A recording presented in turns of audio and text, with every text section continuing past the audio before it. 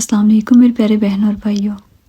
سامری جادوگر تاریخ کا سب سے مشہور جادوگر ہے جو مصر میں حضرت موسیٰ علیہ السلام کے دور میں موجود تھا۔ یہی وہ شخص تھا جس نے حضرت موسیٰ علیہ السلام کی غیر موجودگی میں بنی اسرائیل کو بہکا کر ایک بچڑے کی پرستش میں لگا دیا۔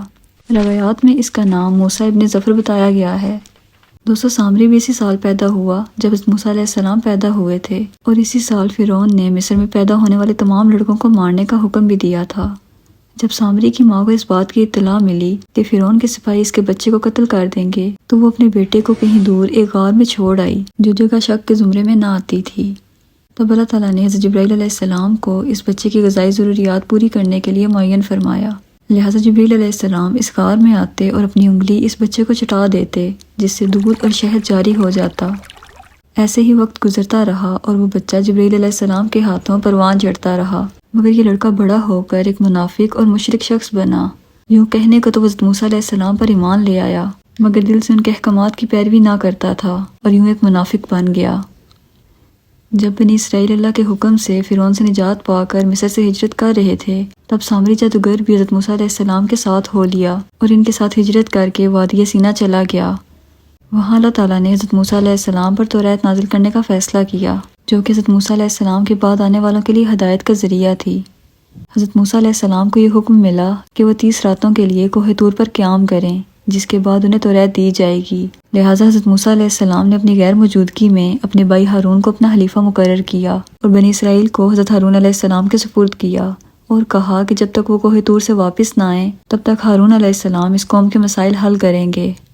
اللہ تعالیٰ نے حضرت موسیٰ علیہ السلام کو 30 دنوں کے لیے کوہ طور پر بلایا۔ وہاں پہنچ کر آپ 1 ماہ کے لیے روزے اور عبادات میں مشغول ہو گئے۔ دوسری طرف شیطان کو موقع مل گیا کہ بنی اسرائیل کو بہکا سکے۔ حضرت موسیٰ علیہ السلام 30 دن کا کہہ کر کوہ طور پر گئے، مگر انہیں واپس آنے میں 30 دن سے اوپر کا وقت لگ گیا، جو کہ بنی اسرائیل کے لیے اللہ تعالیٰ کی طرف سے ایک آزمائش تھا۔ وہاں حضرت موسیٰ علیہ السلام نے اللہ تعالیٰ سے ضد کی کہ وہ حضرت موسیٰ علیہ السلام سے اپنے اصل روپ میں ملاقات کریں۔ اللہ تعالیٰ کے منع کرنے کے باوجود حضرت موسیٰ علیہ السلام درخواست کرتے رہے، تو بالآخر اللہ تعالیٰ نے ان کی درخواست قبول کی اور ایک پہاڑ پر اپنی ایک تجلی حضرت موسیٰ علیہ السلام پر ظاہر کی، مگر حضرت موسیٰ علیہ السلام اس تجلی کی تاب نہ لا سکے اور بے ہوش ہو گئے۔ یہ وقت بنی اسرائیل کی آزمائش کا تھا کہ وہ اپنے نبی کی بات کا کتنا مان رکھتے ہیں، مگر افسوس کہ وہ راہ حق سے پھر گئے۔ تب سامری نے بنی اسرائیل میں یہ افواہ پھیلا دی کہ موسیٰ کی موت ہو گئی ہے۔ اس نے بنی اسرائیل سے کہا کہ تم لوگ اپنے سونے چاندی کے زیورات میرے پاس رکھوا دو کہ یہ کہیں آگے سفر میں کھو نہ جائیں، میں ان کی اچھے سے حفاظت کروں گا۔ چونکہ سامری اس وقت تک ایک معزز شخص مانا جاتا تھا، تو ان لوگوں نے وہ تمام زیورات اس کے پاس امانت رکھوا دیے۔ اس نے آگ کی بٹی جلائی اور تمام زیورات کو اس بٹی میں ڈال دیا۔ سامری جادوگر نے تب جادو کے ذریعے اس آگ کے اندر سے انہی زیورات کا بنا ہوا ایک سونے کا بچڑا نکالا۔ سامری کے پاس اس جگہ کی مٹی موجود تھی جس جگہ پر جبرائیل علیہ السلام اس کے پاس آیا کرتے تھے۔ اس نے جیسے ہی وہ مٹی ایک بے جان بچڑے میں ڈالی تو وہ گائے کی طرح آواز نکالنے لگا۔ سامری نے بنی اسرائیل سے کہا کہ موسیٰ تو کوہ طور پر خدا سے ملاقات کے لیے گئے ہیں، لیکن دیکھو خدا خود ہمارے پاس یہاں تشریف لایا ہے۔ اس نے بچڑے کی طرف اشارہ کر کے کہا کہ یہی خدا ہے۔ بنی اسرائیل نے فوراً اس کی بات مان لی اور اس بچڑے کی پوجا شروع کر دی۔ 12,000 آدمیوں کے سوا باقی تمام لوگوں نے اس سونے کے بچڑے کی عبادت شروع کر دی۔ دوسری طرف کوہ طور پر اللہ تعالیٰ نے 40 روز بعد حضرت موسیٰ علیہ السلام کو چند تختیوں پر مشتمل اپنا کلام عطا کیا، جسے توریت کہا جاتا ہے۔ جب حضرت موسیٰ علیہ السلام کوہ طور سے واپس آئے تو اپنی قوم کے ماحول کو تبدیل پایا۔ ہر طرف سے کفر و شرک کی بو آ رہی تھی اور لوگ ایک بچڑے کی پرستش میں مشغول تھے۔ یہ سب دیکھ کر موسیٰ علیہ السلام سخت غضبناک ہوئے اور ان پر جلال طاری ہو گیا۔ آپ کو اس قدر غصہ آیا کہ آپ نے اپنے بھائی ہارون کو سر کے بالوں اور داڑھی سے پکڑ کر اپنی طرف گھسیٹا اور ان سے دریافت کیا کہ میں نے تمہیں اس قوم کی ذمہ داری دی تھی، تو پھر یہ شرک کیسے ہو گیا؟ لوگ ایسے مشرک کیسے ہو گئے اور اس بے جان بچڑے کو کیوں پوج رہے ہیں؟ حضرت ہارون علیہ السلام نے کہا، اے میرے بھائی، مجھے ملامت مت کرو، میں نے انہیں بہت سمجھایا اور روکا، مگر اس قوم نے میری ایک نہ سنی۔ میرے لاکھ سمجھانے کے باوجود یہ اس عمل بد میں پڑ گئے اور مجھے جان سے بھی مارنا چاہا۔ تم ان دشمنوں کو مجھ پر مت ہنساؤ اور نہ ان ظالموں میں میرا شمار کرو۔ پھر جب موسیٰ علیہ السلام کا جلال کچھ کم ہوا تو آپ نے اللہ تعالیٰ سے اپنی اور اپنے بھائی کی بخشش طلب کی اور ان تختیوں کو اٹھایا اور نیک لوگوں کو سنایا۔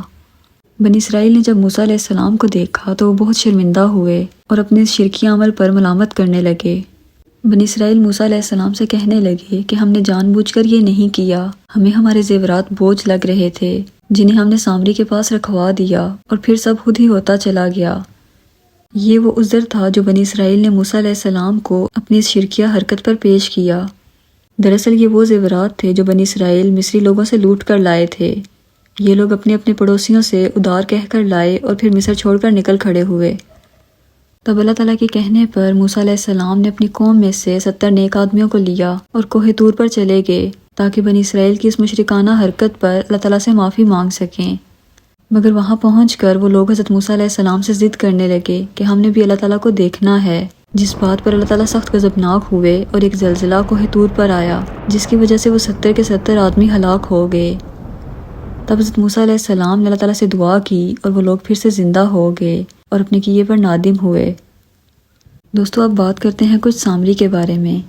جب موسیٰ علیہ السلام نے سامری سے دریافت کیا کہ تم نے بنی اسرائیل کو اس شرک امیز کام میں کیوں لگایا، تو سامری نے جواب دیا کہ جو کچھ میں نے دیکھا وہ ان لوگوں نے نہیں دیکھا۔ میں نے ایک کرامت والی مٹی جو میرے پاس موجود تھی اسے اس بچھڑے کے منہ میں ڈال دیا اور مجھے میرے نفس نے یہی بات سمجھائی تھی۔